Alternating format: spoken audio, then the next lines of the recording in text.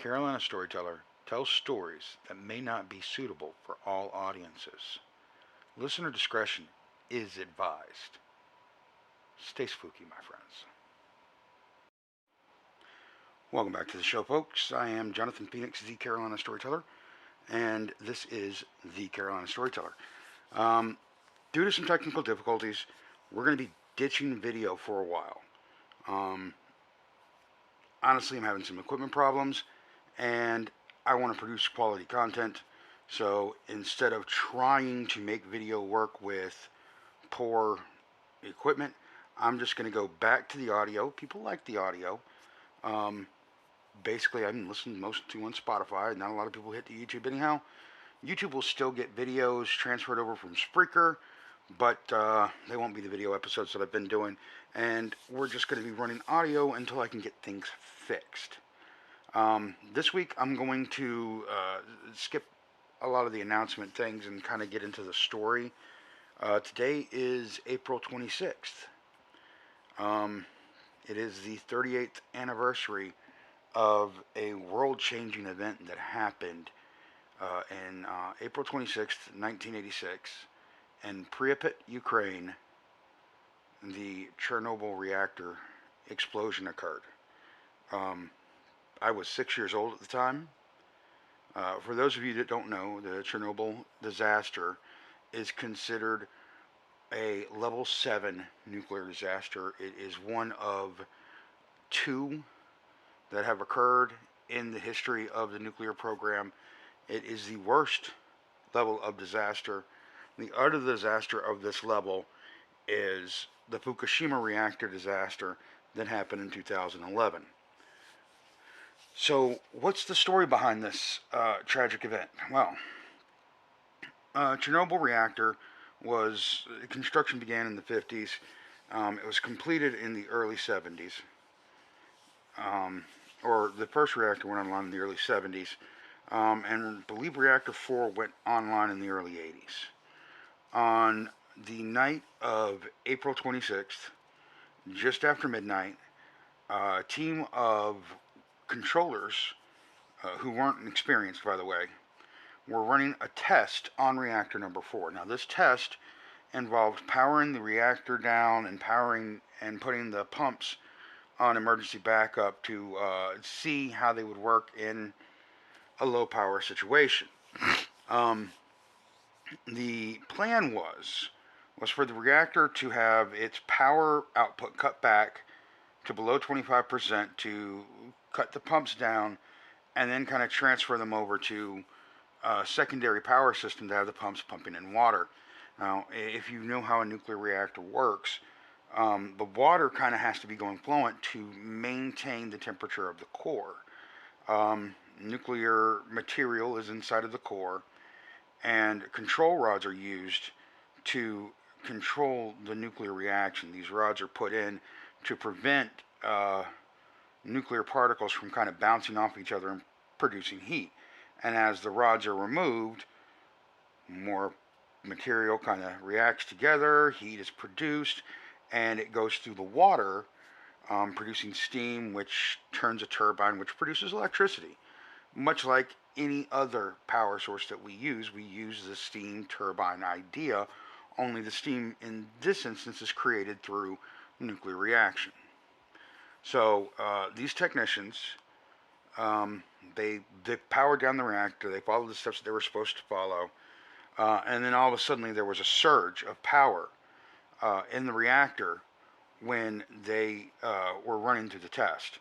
They weren't aware that this type of reactor, because of the graphite ends on the control rods, would have this type of power surge because of the heat. It would cause this.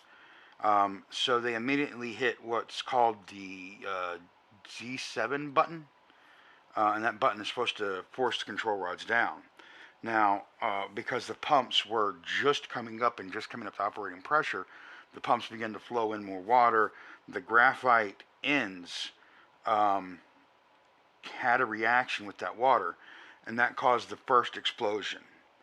The first explosion kind of offset everything and set off the chain reaction, because shortly after, the first explosion, which was kind of small and alerted everybody that something was wrong, the second explosion occurred. The second explosion was much larger. It was a huge reaction.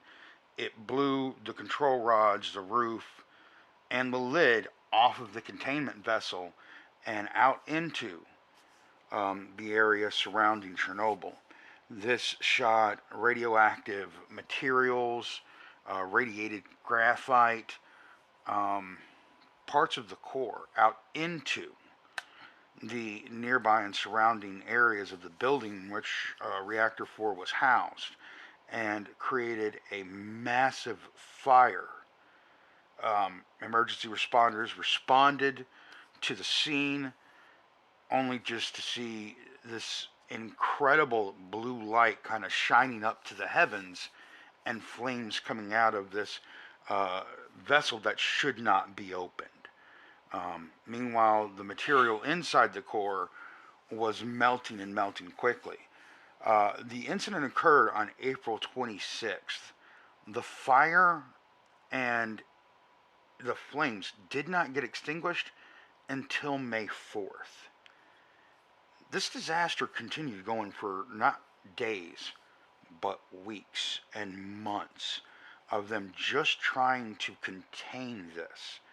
In the meantime, in the initial explosion, about 12 people lost their lives just in the explosion itself. Um, One of them being one of the technicians who was rushing to see what was going on from the control room and entered the reactor room at the time of the explosion. Uh, we know this because before one of his counterparts died from radiation exposure, he recanted that that's where his supervisor had gone. Um, about a dozen others, maybe a little bit more than that. The numbers are always kind of sketchy, and this is because this was, at the time, it was Soviet Russia, the USSR. So while their record keeping may be accurate, their information sharing was not, and still to this day is not. So they didn't want to admit that there was a problem. Understand, they didn't call anybody or tell anybody, hey, we had an issue, until somebody in Switzerland was picking up the fact that there was radioactive material coming from somewhere, and they were able to detect where it was coming from. Um, During this episode, the fire, the explosion, the cloud was just releasing radioactive material into the atmosphere. This caused fallout to spread over I believe it's a 6,000 square kilometer area, this massive area, including the nearby city of Pripyat. Pripyat housed 40,000 people. That's a pretty good amount of people.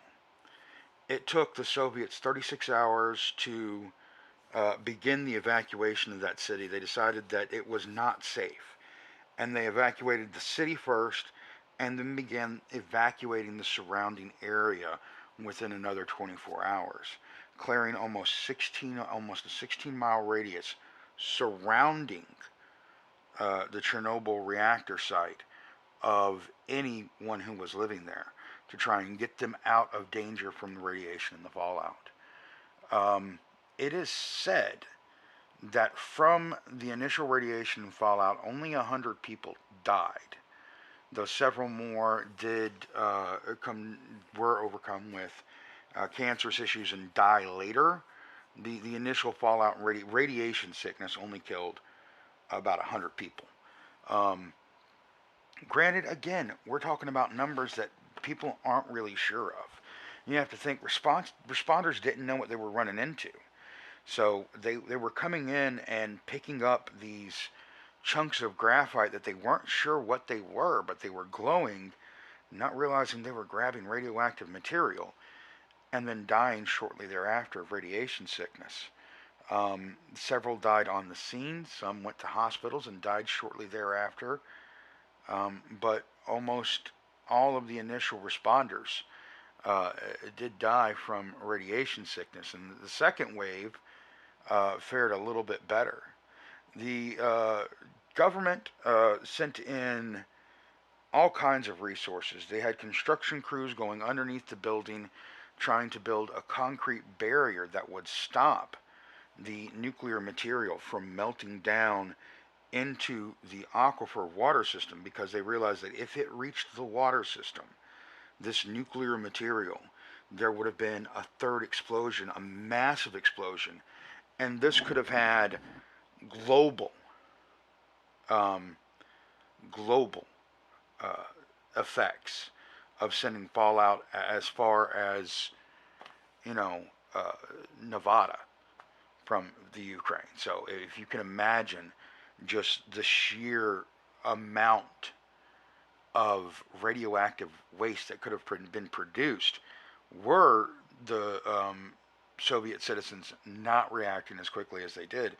Granted, this was all caused because they didn't pay attention to warnings that had already been given on this type of reactor about the Z7 button and about the issues with the reactor.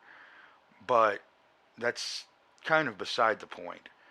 Um, they did do a really great job of responding to this disaster. They spent days flying helicopter load after helicopter load over the burning reactor site with radiation so high that it was damaging the equipment. They couldn't get helicopters in very close. It was almost impossible to get a visual, because once you got close enough to being over the site, the radiation made it impossible to operate machinery or to even be there safely. And we're talking helicopters that are flying 400 or 500 feet in the air away from this thing were still being affected by the radiation coming out of it. They dumped like 40,000 pounds of sand, like 40 tons of sand, hopefully onto the core container. When they did finally get the fire out and were able to see the container, the sand, none of it hit. It all actually missed. Um, Most of it was crystallized around it. Over the next several months, they would build a sarcophagus around Reactor 4, sealing it in and making it safe for the area around, because workers still had to continue to work at reactors 1 through 3. They couldn't just shut them down immediately. These were still nuclear reactors. They were still active, so they still had to maintain and keep those reactors running while the issue was still going on at Reactor 4. But by building the sarcophagus and maintaining it, they did make it safe enough for these men and women to work there in the Chernobyl site, even though it was still mildly radioactive. Reactor 3, about 15 years later, would have a fire and finally be shut down. But Reactor 1 and 2, as far as we all know, is still running to this day. So people get bussed in every day to work in this reactor, and they are paid $500 a day to go and work there. Now, in Ukraine, this is actually about 10 times the standard pay for somebody. Yeah, you heard me. Most people are making $50 a day in Ukraine, and these guys are making $500 a day just to go to this site. And the radiation levels are mitigated to what is a very safe level for them to be at to work. But still, should they have to do it? And as you know, with the war that's happening in Ukraine now, there was almost an incident where they lost control of one of the reactors. These guys are going in there, and now it's a war zone as well because of Russia's invasion of Ukraine. So it's still a very unstable situation, very unsafe, even though they say it's safe. And probably those reactors need to be shut down and decommissioned, but they have not been. Now, because of the reaction, the cleanup was kind of impossible. This stuff is still very hot. It's still molten. It reached what's called meltdown. And what meltdown is when the radioactive material becomes so hot, it begins to melt and coalesce into like lava and start working its way down. And the worst part of a meltdown is something called the China syndrome. Remember how I said the workers went underground and built this big, huge concrete pad underneath the reactor? That was to prevent the China syndrome, because the China syndrome is where a reactor melts down, the stuff turns into this lava and literally melts down. It's called the China syndrome because it's believed that it would melt down to China straight through the earth, causing, again, ungodly amounts of nuclear exposure and radioactivity and death. So, good on Russia for stopping a China syndrome. Good on the guys in Ukraine for doing all that. As horrible as this tragedy is, there is a paranormal side to it that has come up in the years after. And I have to go there. The first thing that I want to talk about with this, as far as paranormal, is the black bird of Chernobyl. After the disaster, stories began to come out from workers in the plant to people living in villages, people who lived in Pripyat, children, adults, grandparents, anyone who was near this in the days ahead witnessed a strange phenomenon. They would see a large black bird perched nearby, almost looking towards the Chernobyl plant. Some of them would have dreams at night where they would dream of a black, human-like bird almost, that was flying away from the plant, heading towards them, screeching. And they would wake up from these nightmares, just shaken. These nightmares occurred in days leading up to the explosion, and dozens of people, all of them recounting the same type of bird, the same type of creature, showing up as if warning them of something. And none of them could have known what was going to happen. It was, yes, explainable, but it was a freak accident, a 1 in a million shot. Yeah, they were able to point out, okay, this is the problem that caused it, but that could have not happened. Anything could have gone right in this situation, but they didn't. They went wrong, and the world was introduced to the dangers of nuclear energy in the worst way possible. And yet these people experienced this psychological event where they were able to witness this, harbinger telling them of their impending doom. The black bird of Chernobyl has not been seen since, but people who have survived will still tell you that they remember seeing the black bird. Next up on our list is something interesting that has occurred to scientists who are working in the Chernobyl exclusion zone around reactor number 4. So a young scientist back in the 90s is in the reactor 4 building running tests. And as he's running tests, he's walking around and he hears somebody banging on a wall and screaming for help. Or at least he thinks he hears them. He goes to respond when he realizes that the wall they're banging on is the wall of the sarcophagus. And remember, the sarcophagus is basically sealed off. There's not a way in there. And that's on purpose. That's to keep people out of the radioactive area. They wanted this sealed off, completely shut down for as long as they could, to kind of contain the problem. They didn't clean it up. They just locked it down and contained it. That was the best that they could come up with in 1986. In 2014, the sarcophagus was covered over with the secondary sarcophagus that was put in there. And this large building that covers over was literally built and then driven over the original sarcophagus and building. Is designed so that people are going to be able to go in and out and access and start removing the old sarcophagus and the debris in the buildings, and hopefully begin to clean up the reactor 4 site to kind of start a repair process. And that process is supposedly ongoing right now. But back in the 90s, there was nothing like that. And this guy heard somebody yelling for help and banging on a wall. The sound went away. He couldn't find it, couldn't trace it. So he goes outside to tell one of his colleagues about it. Now there's no one in the building. Understand these places are heavily regulated, they're guarded. Nobody gets in or out except for going through certain ways, and it's all accounted for who's in there. The reason being is because if you're in there too long, they have to come and rescue you or you're going to die. It's heavily radiated. Well, so while they're out there talking, the light turns on. These are two scientists, so they try to rationalize that it's probably just a breaker or something that's been flipped open. They'll go back in and they'll shut it off the next day. Only it shuts off and then a light next to it turns on.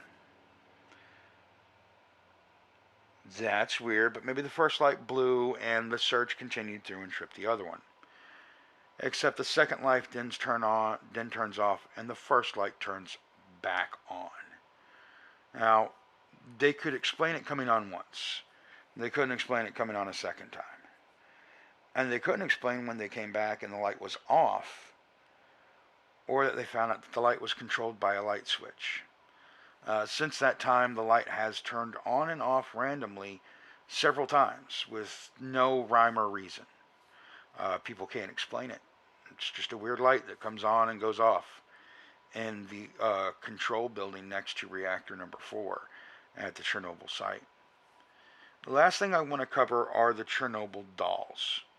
So, if you'll remember, 36 hours after Chernobyl, Pripyat, an entire city of 40,000 people, was evacuated. And they were not given time to gather their belongings. In fact, most of their belongings couldn't go. They were covered in fallout. Radioactive fallout was already coming down in Pripyat when they were evacuating. It was in people's clothes, it was in people's hair, it was on people's skin. They had to be taken out of there and decontaminated. And the only thing they wanted to decontaminate were the people and the clothes that those people had on their bodies. Kids were leaving their toys, family mementos, treasures, jewelry, you name it, it got left behind.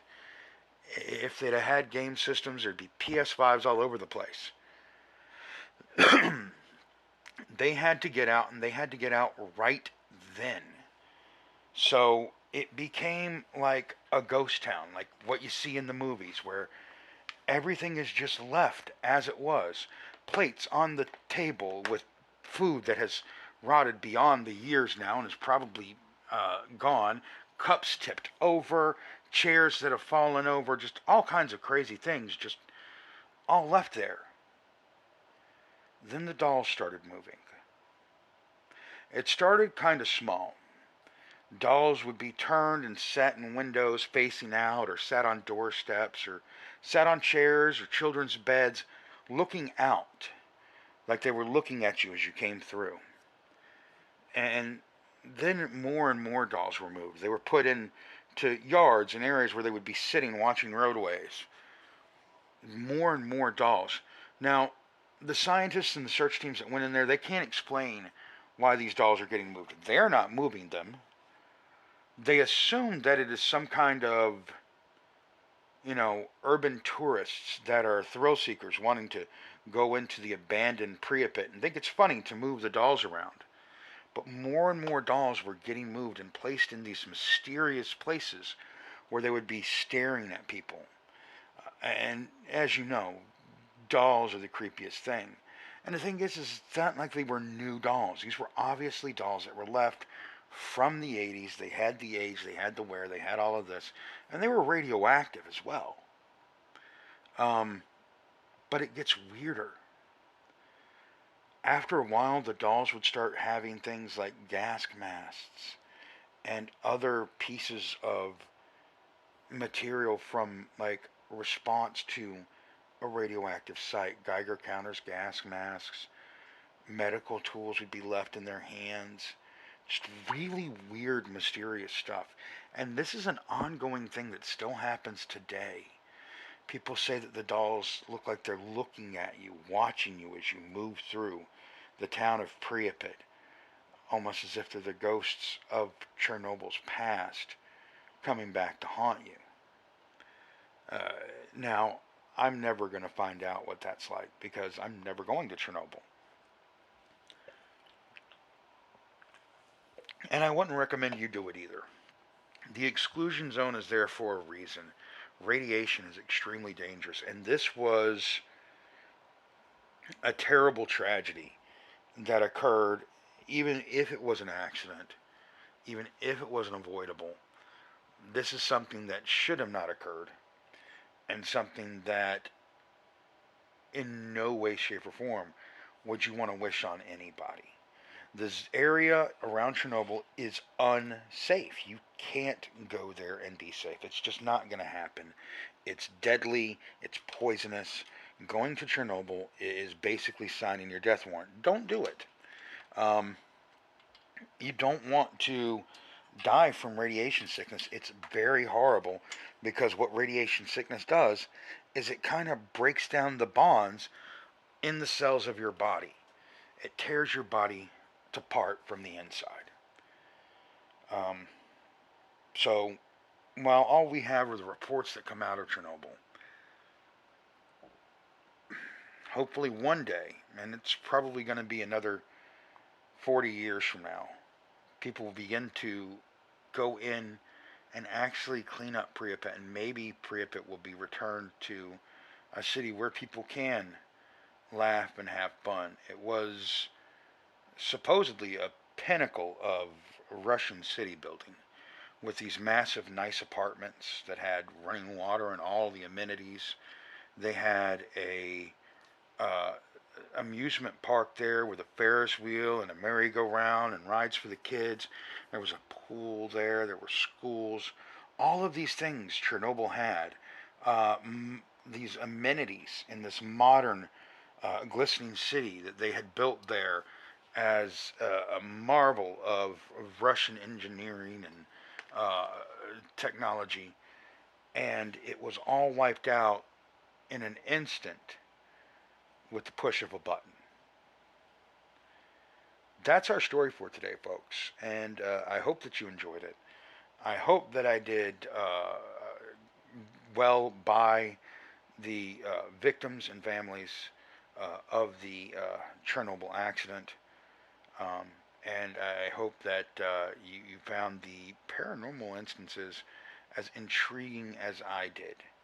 Um, Want to thank all of my Patreon followers: Adrian, Nikki, Dragon, Stevie, Liz, Killing 15 Minutes. You guys, thank you so much for supporting me. Thank you for being with me.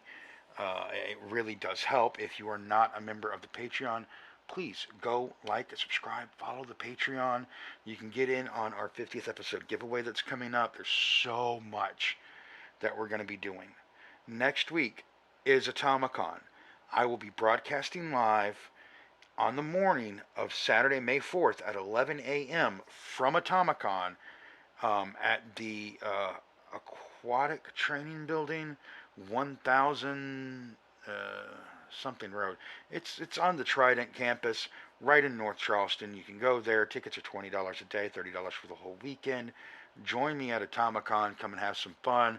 I'm going to spend part of my day debunking a certain paranormal and investigative show where a guy screams at demons all the time, and I'm not talking about BuzzFeed.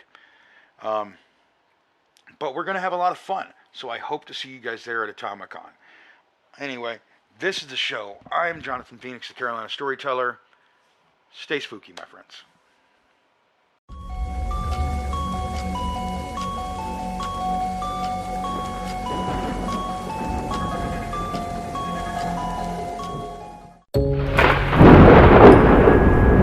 If you like paranormal, true crime, and some cryptids, or just anything weird, check out Ouch! Was That a Ghost? Brought to you by your host, Liz. You can find Ouch! Was That a Ghost on Spotify, Apple, or any audio platform. New episodes drop every Thursday.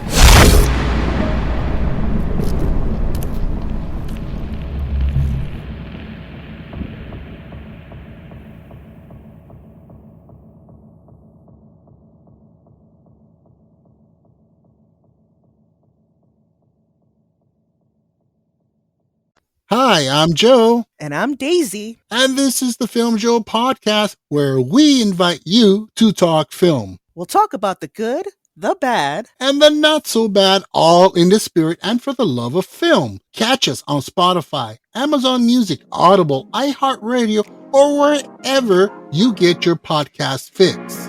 So join us on the Film Joe podcast, where film talk happens.